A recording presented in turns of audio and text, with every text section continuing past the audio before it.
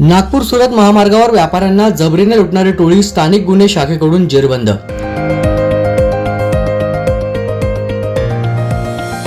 व्यापाऱ्याला 10,91,900 रुपये धरण गावाजवळून सोयाबीनची विक्री करून परत येताना डिक्कीत ठेवलेली रोकड चोरट्यानं त्याला लाथा मारून चोरून नेले। त्याचा स्थानिक गुन्हे अन्वेषण शाखेच्या पथकानं छडा लावून 5 आरोपींना ताब्यात घेतलंय। त्यांच्याकडून लाखोंची रक्कम जमा करण्यात आली आहे। व्यवसाय मुनीम जिल्हा जळगाव याने अशी फिर्याद दिली होती धुळे तालुका पोलीस स्टेशन की त्याच्याकडे जे सोयाबीनचे विक्रीचे पैसे जवळजवळ 11 लाख रुपये हे काही लोकांनी येऊन त्याच्याकडनं बळजबरीने त्याला मारहाण करून रॉबरी करून ते चोरीस घेऊन गेले होते।